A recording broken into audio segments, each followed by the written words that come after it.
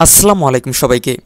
বাংলাদেশ সেনাবাহিনী 2025-এ যারা অ্যাপ্লাই করেছেন তাদের জন্য আজকের এই ভিডিওটি মোস্টলি ইম্পর্ট্যান্ট, কারণ এখন আপনাদের মনে একটা প্রশ্নই ঘুরপাক খাচ্ছে, সেটি হচ্ছে এসএমএস কবে দিবে, সব জেলার এসএমএস একসাথে নাকি আলাদা, নারী পুরুষ একসাথে মাঠ হবে কি না। সো দেখুন, বাংলাদেশ সেনাবাহিনী 2025-এ যারা এখন পর্যন্ত অ্যাপ্লাই করেননি, করবেন বলে ভাবতেছেন, সো তাদেরও কিন্তু এই বিষয়গুলো জানা অত্যন্ত গুরুত্বপূর্ণ, অত্যন্ত জরুরি। সো এখন আমরা স্ক্রিনে যেমনটি দেখতে পাচ্ছেন যে প্রশ্নগুলি, এসএমএস কবে দেবে বাংলাদেশ সেনাবাহিনী 2025-এ যারা অ্যাপ্লাই করেছেন, এবং সব জেলার এসএমএস একসাথে দেবে কিনা, এবং নারী পুরুষ একসাথে মাঠ হবে কিনা। সো ভিউয়ার্স, এছাড়াও যদি আপনার পার্সোনালি কোনো বিষয় জানার থাকে বা খুবই জরুরি হয়, এমার্জেন্সি হলে অবশ্যই স্ক্রিনে দেখতে পাচ্ছেন এমডি সোহেল খান। হ্যাঁ, আমি এমডি সোহেল খান বলতেছি। আমার হোয়াটসঅ্যাপ নাম্বারে আপনারা নক করে আপনার যে প্রশ্ন রয়েছে বা যে বিষয় সম্পর্কে আপনি জানতে চান সেই বিষয় সম্পর্কে আমাকে জানাতে পারেন। সো এখন আমরা ভিডিওর দিকে চলে আসি। সো এখন যেহেতু আমরা এসএমএস কবে দেবে এই বিষয়টি সম্পর্কে জানবো, স্টেপ বাই স্টেপ আমরা এই প্রশ্নগুলোর উত্তর এখন আমরা জানতে চলেছি। সো ভিউয়ার্স, অবশ্যই আমাদের চ্যানেলে একটি সাবস্ক্রাইব করে দিয়ে আমাদের সাথে থাকতে হবে যারা নতুন, আর যারা চ্যানেলটিকে সাবস্ক্রাইব করেছেন অলরেডি তাদেরকে অসংখ্য ধন্যবাদ জানাচ্ছি।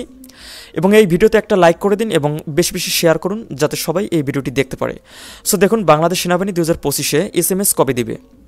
এখন যেহেতু আপনারা অ্যাপ্লাই করেছেন এবং অ্যাপ্লাইয়ের লাস্ট যে ডেট রয়েছে, আবেদনের শেষ তারিখ হচ্ছে 31শে জানুয়ারি।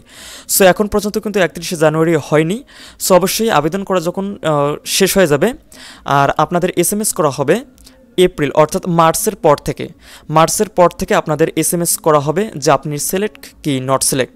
সো অবশ্যই আপনি কিন্তু সিলেক্ট হবেন এই আশাবাদ রাখি আমি। সো আপনি নট সিলেক্ট আপনি যেই পর্যায়ে পড়েন না কেন, আপনাকে এসএমএস 100% কিন্তু এসএমএস করে আপনাকে জানানো হবে।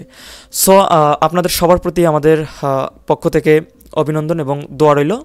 সো অবশ্যই আপনারা এসএমএসেই সিলেক্ট হবেন। এবং আসি সব জেলার এসএমএস একসাথে কিনা। দেখুন, সব জেলার এসএমএস কিন্তু একসাথে হবে না। এখানে হচ্ছে স্টেপ বাই স্টেপ প্রতিটা জেলার কিন্তু মাঠ হবে, প্রতিটা জেলা ডিফারেন্ট আকারে মাঠ হবে। সো প্রতিটা জেলাতে কিন্তু এসএমএস করা হবে। এটা হচ্ছে স্টেপ বাই স্টেপ, সব জেলাতে কিন্তু একসাথে এসএমএস করা হবে না। অর্থাৎ সারা বাংলাদেশে যে 64টি জেলা থেকে আপনারা অ্যাপ্লাই করেছেন, এটি হচ্ছে ধাপে ধাপে কিন্তু লোক নেওয়া হবে। সো মাঠ যখন শেষ হবে তখন আরেকটি জেলার মাঠ শুরু হবে, সেভাবে কিন্তু আপনাদেরকে নোটিফাই করা হবে এসএমএসের মাধ্যমে।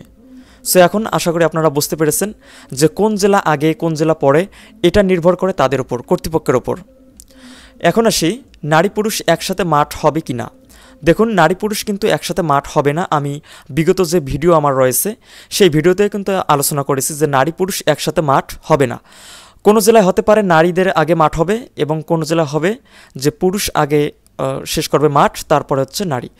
সো অধিকাংশই কিন্তু দেখা যায় বিগত সালের মাঠগুলোর দিকে লক্ষ্য করলে দেখা যায় যে পুরুষ প্রার্থীর যখন মাঠ শেষ হয় তখন কিন্তু নারী প্রার্থীদের মাঠ শুরু হয়।